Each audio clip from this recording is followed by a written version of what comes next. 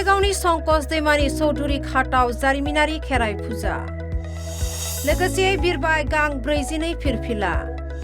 गेवलां मेलाव नुजाथिबाय हादरसानि गिबि मन्थ्रि डक्टर हिमन्त बिश्व शर्मा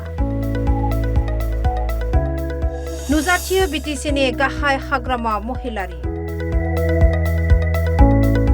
गिबि मन्थ्रिया बाथौ थानसालियाव हाबनानै बाथौ गुदियाव आरज गाबो 50 कौटि रांजों बाथौ कमप्लेक्स लुफुंनो अन्थाइ खाम्फा गायसंना होबाय गिबि मन्थ्रिया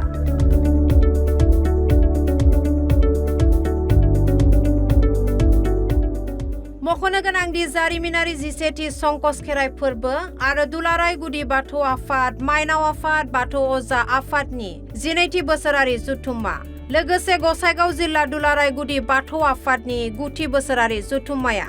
गसाइगाव महकुमानि सिङाव थानाय दाइनिमारि बल्लामजरा संकस खेराइसालियाव बोहैथि दाननि 11, 12, 13 आरो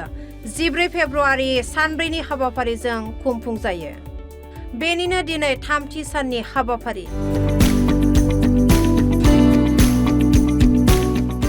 हाबाफारियाव गाहाय आलासि महरै बाहागो लायो आसामनि गिबि मन्थ्रि डक्टर हिमन्त बिश्व शर्मा बिथांजों लोगोसे बाहागो लाफैदों बिटिसिनि गाहाय हाग्रामा महिलारि आसामनि मन्थ्रि जयन्त मल्ल बरुवा चरण नार्जारी एमएलए रबिराम नार्जारी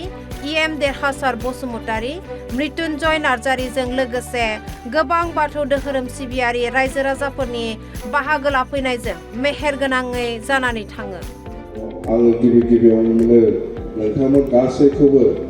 आंनि गोसो गोरबोनि अननाय मोजां मोननाय आरो बिग्रायारि साबायखरखौ बावहरनो नाजायो। हाबाफारियाव बाहागो लानानै गिबि मन्थ्रि डक्टर हिमन्त बिश्व शर्मा बिथाङा बाथौ थानसालियाव हाबनानै बाथौ गुदियाव आरज गाबनायजों लोगोसे बाथौ कमप्लेक्स लुफुंनो थाखाय 50 कौटि रांनि अन्थाइ खाम्फा गायसंना होयो। गुडी बाथौৰ যে ধৰ্মীয় সভা তাতে মই ভাগ ললো এই যেটো আমাৰ গুডি বাথৰ কমপ্লেক্স হ'ব এই কমপ্লেক্সটো বিটিসি আৰু অসম চৰকাৰে খুব ধুনিয়াকৈ ইয়াক নিৰ্মাণ কৰিব আজি আমি আধাৰশিলাও স্থাপন কৰিম। गसाइगावनिफ्राय खौरांगिरि सनाराम मुसाहारिनि हेफाजाबाव निउज डेस्क रिपर्ट बड लाइभ 24